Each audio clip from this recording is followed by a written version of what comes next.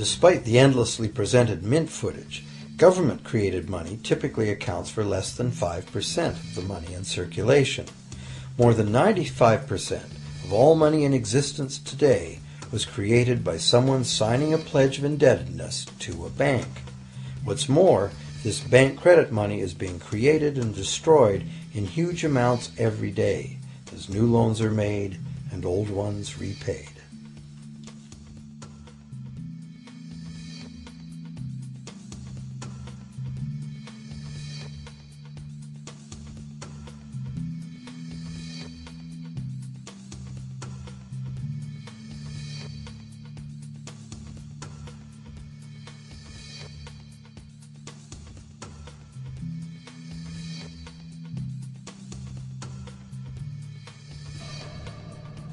Banks can only practice this money system with the active cooperation of government. First, governments pass legal tender laws to make us use the national fiat currency. Secondly, governments allow private bank credit to be paid out in this government currency. Thirdly, government courts enforce debts. And lastly, governments pass regulations to protect the money system's functionality and credibility with the public, while doing nothing to inform the public about where money really comes from.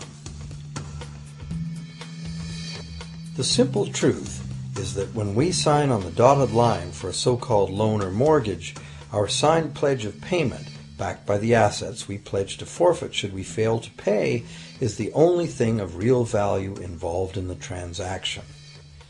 To anyone who believes we will honor our pledge, that loan agreement or mortgage is now a portable, exchangeable, and saleable piece of paper.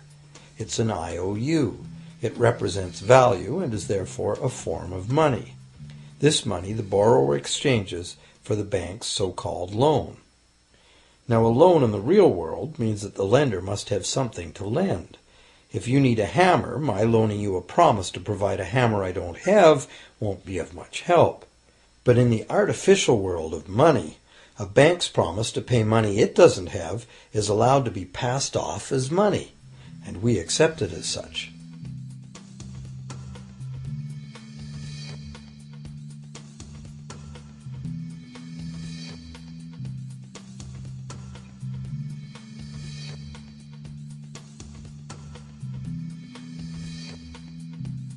Once the borrower signs the pledge of debt, the bank then balances the transaction by creating, with a few keystrokes on a computer, a matching debt of the bank to the borrower.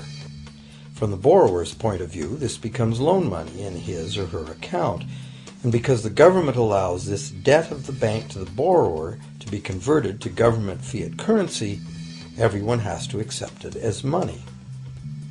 Again, the basic truth is very simple. Without the document the borrower signed, the banker would have nothing to lend. Have you ever wondered how everyone, governments, corporations, small businesses, families, can all be in debt at the same time and for such astronomical amounts? Have you ever questioned how there can be that much money out there to lend? Now you know. There isn't. Banks do not lend money. They simply create it from debt. And as debt is potentially unlimited, so is the supply of money. And as it turns out, the opposite situation is also true. Isn't it astounding that despite the incredible wealth of resources, innovation, and productivity that surrounds us, almost all of us, from governments to companies to individuals, are heavily in debt to bankers? If only people would stop and think, how can that be? How can it be that the people who actually produce all the real wealth in the world are in debt to those who merely lend out the money that represents the wealth? Even more amazing is that once we realize that money really is debt, we realize that if there was no debt, there'd be no money.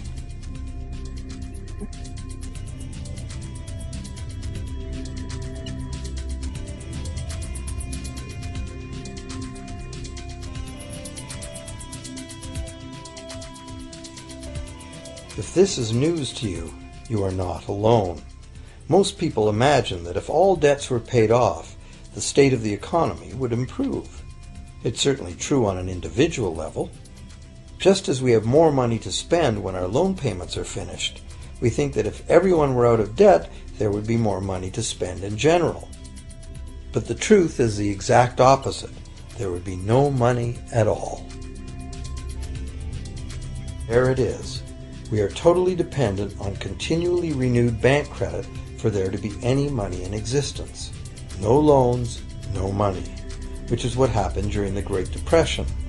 The money supply shrank drastically as the supply of loans dried up.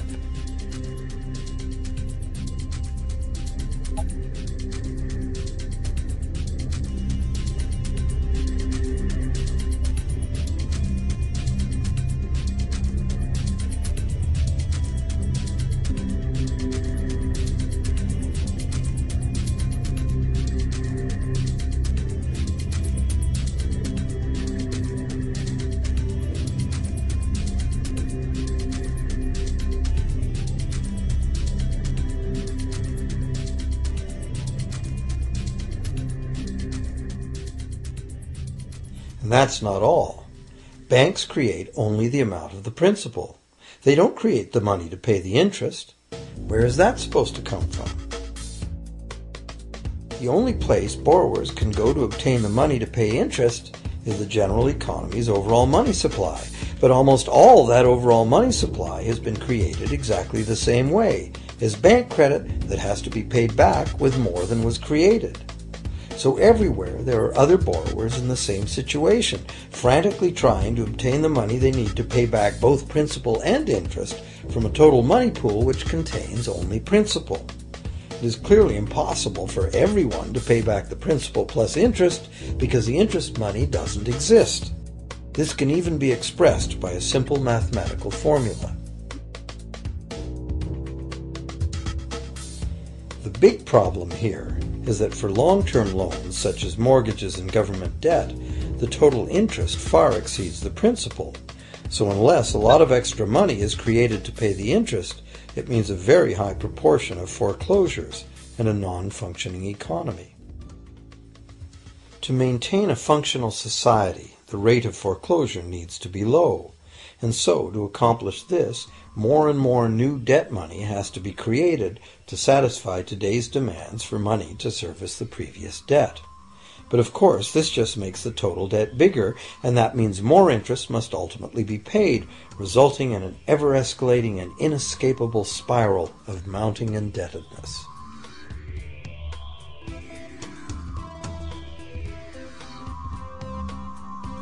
It is only the time lag between money's creation as new loans and its repayment that keeps the overall shortage of money from catching up and bankrupting the entire system. However, as the bank's insatiable credit monster gets bigger and bigger, the need to create more and more debt money to feed it becomes increasingly urgent. Why are interest rates so low? Why do we get unsolicited credit cards in the mail? Why is the U.S. government spending faster than ever? Could it be to stave off collapse of the entire monetary system? A rational person has to ask, can this really go on forever? Isn't a collapse inevitable?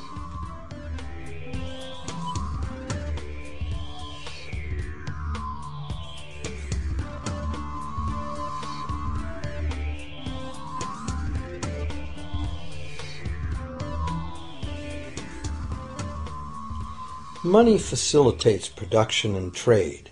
As the money supply increases, money just becomes increasingly worthless unless the volume of production and trade in the real world grows by the same amount. Add to this the realization that when we hear that the economy is growing at 3% per year, it sounds like a constant rate, but it's not. This year's 3% represents more real goods and services than last year's 3% because it's 3% of the new total. Instead of a straight line, as is naturally visualized from the words, it is really an exponential curve getting steeper and steeper.